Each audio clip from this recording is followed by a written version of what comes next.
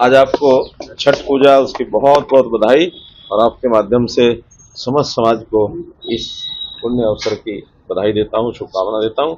आज के दिन सूर्य देवता को अर्घ चढ़ाया जाता है और सूर्य हमारे जीवन में एक प्रकाश देने वाला जो सबसे बड़ा एक प्रकाश पुंज है, उसकी हम आराधना करते हैं और सबके जीवन में प्रकाश आए ये कामना करते हैं। 27 अक्टूबर आपके लिए भी खास था सर। 27 अक्टूबर 2014 आपके लिए हाँ, बहुत अच्छा आपने याद कराया।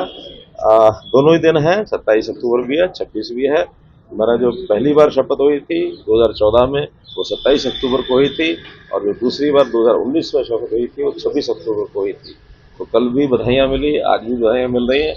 इस अवसर पर भी मैं पूरे हरियाणा के जनता जनार्दन को नतमस्तक होता हूँ और उनकी सराहना करता हूँ कि उन्होंने लगातार 15 साल से 12 साल से और तीसरी बार भारतीय जनता पार्टी की सरकार बनाई है और हम जनता के सुख के लिए भारतीय जनता पार्टी की सरकार निरंतर काम करती रही है, आगे भी निरंतर करती रहेगी। तमाम भारतीयों को डिपोर्ट किया है जिसमें से 50 हरियाणा के हैं युवा और जंजीरों में एक बार फिर से भेजा है सर, जो टंकी के देखिए आप लोग इसको अदरवाइज न लेना, मुझे ध्यान में है। मैंने जब अपनी यात्राएं की थी चुनाव के दिनों में, उस समय भी मैंने कहा था ये जो रूट टंकी रूट है ये युवकों के लिए भी ठीक नहीं है, परिवारों के लिए भी ठीक नहीं है। हालांकि मुझे पता है कि इसकी आलोचना लोग करते हैं। हम चाहते हैं युवकों को रोजगार मिले, उनकी कौशल उनकी शिक्षा ये बढ़कर के हो, लेकिन जहां भी कहीं विदेश में जाना है विधिवत तौर तरीके से जाए। हम उसमें पासपोर्ट बनाने में भी सुविधा है, उनको वीजा लेके देने में भी सुविधा देते हैं और वहाँ प्लेसमेंट में भी अभी फॉरेन कोऑपरेशन डिपार्टमेंट हरियाणा सरकार ने जो हमने बनाया था उसके माध्यम से इससे पहले भी काफी बड़ी संख्या में लोग रोजगार के लिए जा चुके हैं। अभी भी और से रिक्वेशन आई हुई है, बहुत से केयर टेकर इनकी आवश्यकता है, ड्राइवर्स की आवश्यकता है, तरह तरह की आवश्यकताएं वहाँ काम की पड़ती रहती हैं। मैं स्वयं विदेश में एक बार दुबई ऐसे जो एजेंट्स हैं जो विधिवत तौर तरीके से लोगों को लेके जाते हैं उनसे मेरी मीटिंग भी हुई थी और हमें उन्होंने कहा था कि हम देश भर से 1 लाख लोगों को यहाँ लाने के लिए तैयार हैं।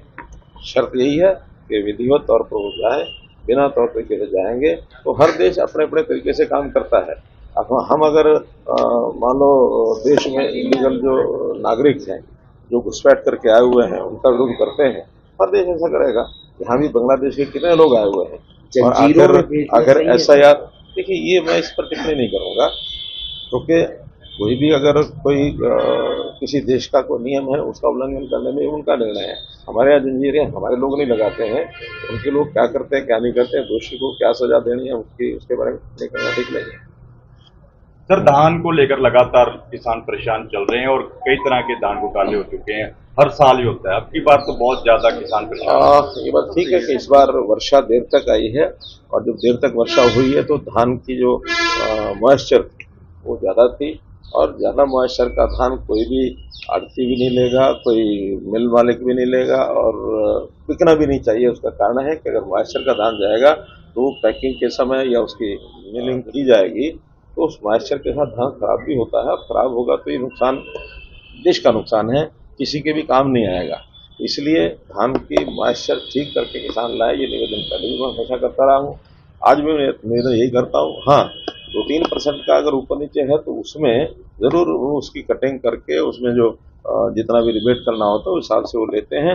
वो एक फार्मूला सेट है, 1% धान की मॉइस्चर अगर ज्यादा होगी तो 25 रुपये क्विंटल उसका वो काटते हैं, ये नियम बना हुआ है।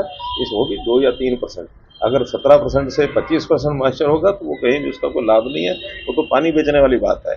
इसलिए मैं किसानों से भी निवेदन करता हूँ, मंडी के लोगों से भी निवेदन करता हूँ, आड़तियों से भी करता हूँ, मिलर से भी करता हूँ कि जो पैरामीटर्स हैं उसमें जितनी छूट है उसके हिसाब से काम करें, उससे ज्यादा नहीं।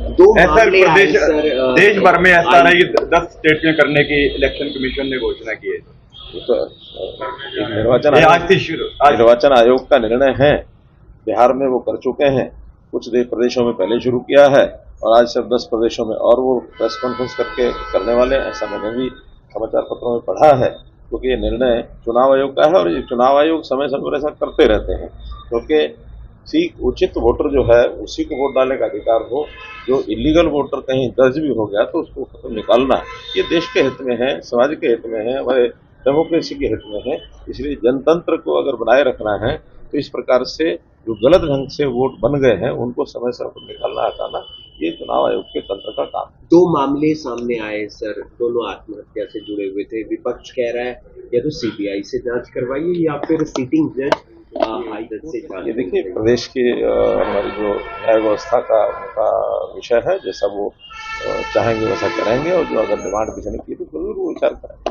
नहरों के लिए आप एक प्रावधान लेकर आ रहे हैं, तो क्या दुरापा है यमुना को किसी भी जिले का जो होगा वो क्या रहेगा? हमारा जो एनवायरमेंट डिपार्टमेंट है उन्होंने एक सर्कुलर निकाला है, जो मैंने पढ़ा है कि जो पानी अपस्ट्रीम से आता है वो पैरामीटर्स के अंदर आए, सीओडी उसका जो है वो आगे नीचे वाले डाउन स्ट्रीम के जिले हैं वहां तक वो ठीक पहुंचे।